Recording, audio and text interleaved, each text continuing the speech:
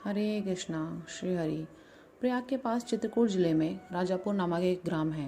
वहाँ आत्माराम दुबे नाम के एक प्रतिष्ठित सरयू पारीण ब्राह्मण रहते थे। उनकी धर्मपत्नी का नाम हुलसी था। संवत 1554 की श्रावण शुक्ला सप्तमी के दिन अभुक्त मूल नक्षत्र में इन्हीं भाग्यवान दंपत्ति के यहाँ 12 महीने तक गर्भ में रहने के पश्चात गोस्वामी तुलसीदास जी का जन्म हुआ।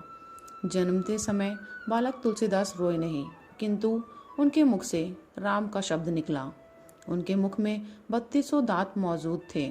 उनका डील डौल 5 वर्ष के बालक का सा था।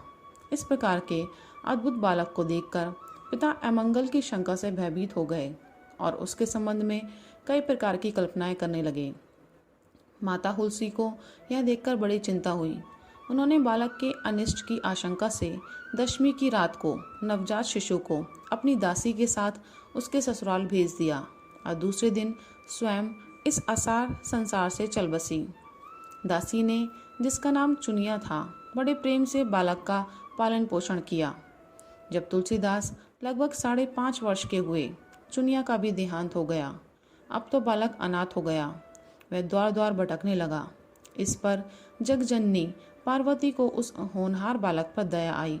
वे ब्राह्मणी का वेश धारण कर प्रतिदिन उसके पास जाती और उसे अपने हाथों भोजन करा जाती। इधर भगवान शंकर जी की प्रेरणा से रामशैल पर रहने वाले श्री अनंतानंद जी के प्रिय शिष्य श्री नरहरियानंद जी ने इस बालक को ढूंढ निकाला और उसका नाम राम बोला रखा।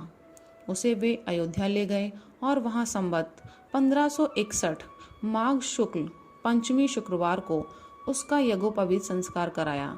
बिना सिखाए ही बालक राम बोला ने गायत्री मंत्र का उच्चारण किया, जिसे देखकर सब लोग चकित हो गए। इसके बाद नरहरि स्वामी ने वैष्णवों के 5 संस्कार करके राम बोला को राम मंत्र की दीक्षा दी और अयोध्या ही में रहकर उन्हें विद्या अध्ययन कराने लगे। बालक राम बोला की बुद्धि बड़ी प्रखर थी। एक बार गुरुमुख से जो सुन लेते थे उन्हें वह कंठस्थ हो जाता था। वहां से कुछ दिन बाद गुरु शिष्य दोनों शूकर क्षेत्र पहुंचे। वहां श्री नरहरि जी ने तुलसीदास जी को रामचरित सुनाया। कुछ दिन बाद वे काशी चले आए। काशी में शेष सनातन जी के पास रहकर तुलसीदास ने 15 वर्ष तक वेद वेदांग का अध्ययन किया। इधर उनकी लोक वासना कुछ जागृत हो उठी और अपने विद्या गुरु से आज्ञा लेकर वे अपनी जन्मभूमि को लौट आए। वहां आकर उन्होंने देखा कि उनका परिवार सब नष्ट हो चुका है। उन्होंने विधि पूर्वक अपने पिता आदि का श्राद्ध किया और वहीं रहकर लोगों को भगवान राम की कथा सुनाने लगे। संवत 1583 ज्येष्ठ शुक्ला 13 गुरुवार को भरद्वाज गोत्र की एक सुंदरी कन्या के साथ उनका विवाह हुआ और वे सुखपूर्वक अपनी नव विवाहिता वधू के साथ रहने लगे। एक बार उनकी स्त्री भाई के साथ अपने मायके चली गईं। पीछे पीछे तुलसीदास जी भी वहां पहुंचे। उनकी पत्नी ने इस पर उन्हें बहुत धिक्कारा और कहा कि मेरे इस हाड़ मास के शरीर में जितनी तुम्हारी आसक्ति है, यदि आधी भी भगवान में होती तो तुम्हारा बेड़ा पार हो गया होता। तुलसीदास जी को ये शब्द लग गए। वे एक क्षण भी नहीं रुके, तुरंत वहां से चल दिए। वहां से चलकर तुलसीदास जी प्रयाग आए। वहां उन्होंने गृहस्थ वेश का परित्याग कर साधु वेश ग्रहण किया। फिर तीर्थाटन करते हुए काशी पहुंचे। मानसरोवर के पास उन्हें काकभूषुंडी जी के दर्शन हुए। काशी में तुलसीदास जी राम कथा कहने लगे। वहां उन्हें एक दिन एक प्रेत मिला, जिसने उन्हें हनुमान जी का पता बतलाया। हनुमान जी से मिलकर तुलसीदास जी ने उनसे श्री रघुनाथ जी का दर्शन कराने की प्रार्थना की। हनुमान जी ने कहा, तुम्हें चित्रकूट में रघुनाथ जी के दर्शन होंगे। इस पर तुलसीदास जी चित्रकूट की ओर चल पड़े। चित्रकूट पहुंचकर रामघाट पर उन्होंने अपना आसन जमाया। एक दिन वे प्रदक्षिणा करने निकले थे। मार्ग में उन्हें श्री राम के दर्शन हुए। उन्होंने देखा कि 2 बड़े ही सुंदर राजकुमार घोड़ों पर सवार होकर धनुष बाण लिए जा रहे हैं। तुलसीदास जी उन्हें देखकर मुग्ध हो गए, परंतु उन्हें पहचान न सके। पीछे से हनुमान जी ने आकर उन्हें सारा भेद बताया तो वे बड़ा पश्चाताप करने लगे। हनुमान जी ने उन्हें सांत्वना दी और कहा, प्रातःकाल फिर दर्शन होंगे। संवत 1607 की मौनी अमावस्या बुधवार के दिन उनके सामने भगवान श्री राम पुनः प्रकट हुए। उन्होंने बालक रूप में तुलसीदास जी से कहा, बाबा हमें चंदन दो। हनुमान जी ने सोचा वह इस बार भी धोखा न खा जाए, इसलिए उन्होंने तोते का रूप धारण करके यह दुआ कहा। चित्रकूट के घाट पर भई संतन की भीड़, तुलसीदास चंदन घिसे तिलक देत रघुबीर।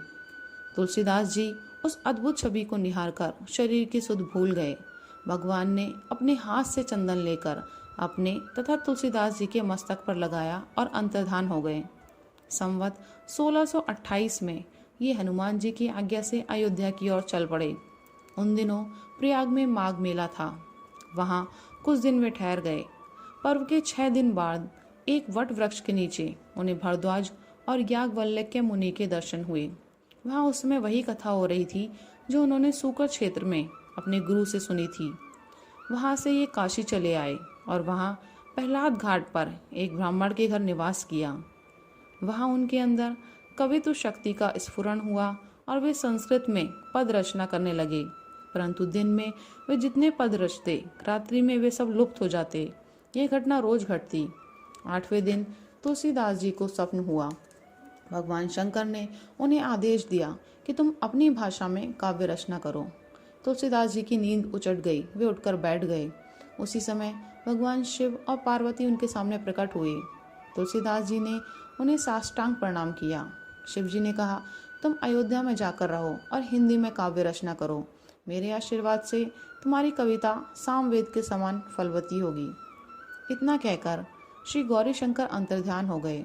तुलसीदास जी उनकी आज्ञा शिरोधार्य कर काशी से अयोध्या चले आए। संवत 1631 का प्रारंभ हुआ। उस साल रामनवमी के दिन प्राय वैसा ही युग था जैसे त्रेता युग में राम जन्म के दिन था। उस दिन प्रातःकाल श्री तुलसीदास जी ने श्री रामचरितमानस की रचना प्रारंभ की। 2 वर्ष 7 महीने 26 दिन में ग्रंथ की समाप्ति हुई। संवत 1633 के मार्गशीर्ष शुक्ल पक्ष में राम विवाह के दिन 7 खंड पूर्ण हो गए। इसके बाद भगवान की आज्ञा से तुलसीदास जी काशी चले आए। वहां उन्होंने भगवान विश्वनाथ और माता अन्नपूर्णा को श्री रामचरितमानस सुनाया। रात को पुस्तक श्री विश्वनाथ जी के मंदिर में रख दी गई। सवेरे जब पट खोला गया तो उस पर लिखा हुआ पाया गया, सत्यम शिवम सुंदरम, और नीचे भगवान शंकर की सही थी। उस समय उपस्थित लोगों ने सत्यम शिवम सुंदरम की आवाज भी कानों से सुनी। इधर पंडितों ने जब ये बात सुनी तो उनके मन में ईर्ष्या उत्पन्न हुई। वे दल बांधकर तुलसीदास जी की निंदा करने लगे और उस पुस्तक को भी नष्ट कर देने का प्रयत्न करने लगे। उन्होंने पुस्तक चुराने के लिए 2 चोर भेजे। चोरों ने जाकर देखा कि तुलसीदास जी की कुटी के आसपास 2 वीर धनुष बाण लिए पहरा दे रहे हैं। वे बड़े ही सुंदर, श्याम और गौर वर्ण के थे। उनके दर्शन से चोरों की बुद्धि शुद्ध हो गई। उन्होंने उसी समय से चोरी करना छोड़ दिया और भजन में लग गए। तुलसीदास जी ने अपने लिए भगवान को कष्ट हुआ जान कुटी का सारा सामान लुटा दिया। पुस्तक अपने मित्र टोडरमल के यहाँ रख दी। इसके बाद उन्होंने एक दूसरी प्रति लिखी। उसी के आधार पर दूसरी प्रतिलिपियां तैयार की जाने लगी। पुस्तक का प्रचार दिनों दिन बढ़ने लगा। इधर पंडितों ने और कोई उपाय न देखकर श्री मधुसूदन सरस्वती जी को उस पुस्तक को देखने की प्रेरणा की। श्री मधुसूदन सरस्वती जी ने उसे देखकर बड़ी प्रसन्नता प्रकट की और उस पर यह सम्मति लिख दी, आनंद कानिने हास्मी अंग मस्त तुलसी तरु कविता मंजरी भांति राम भ्रमर भूषिता। अर्थात इस काशी रूपी आनंद वन में तुलसीदास चलता फिरता तुलसी का पौधा है। उसकी कविता रूपी मंजरी बड़ी ही सुंदर है, जिस पर श्री राम रूपी भंवर सदा मंडराया करता है। पंडितों को इस पर भी संतोष नहीं हुआ। तब पुस्तक की परीक्षा का एक और उपाय सोचा गया। भगवान विश्वनाथ के सामने सबसे ऊपर वेद, उनके नीचे शास्त्र, शास्त्रों के नीचे पुराण और सबके नीचे रामचरितमानस रख दिया गया। मंदिर बंद कर दिया गया।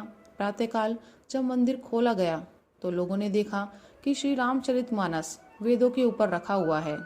अब तो पंडित लोग बड़े लज्जित हुए। उन्होंने तुलसीदास जी से क्षमा मांगी और भक्ति से उनका चरणोदक किया। तुलसीदास जी अब 80 घाट पर रहने लगे। रात को एक दिन कलयुग मूर्त रूप धारण कर उनके पास आया और उन्हें त्रास देने लगा। गोस्वामी जी ने हनुमान जी का ध्यान किया। हनुमान जी ने उन्हें विनय के पद रचने को कहा। इस पर गोस्वामी जी ने विनय पत्रिका लिखी और भगवान के चरणों में उसे समर्पित कर दिया। श्री राम ने उस पर अपने हस्ताक्षर कर दिए और तुलसीदास जी को निर्भय कर दिया। संवत 1680 श्रावण कृष्ण तृतीया शनिवार को अस्सी घाट पर गोस्वामी जी ने राम राम कहते हुए अपने शरीर परित्याग कर दिया। हरे कृष्णा, जय श्री राम।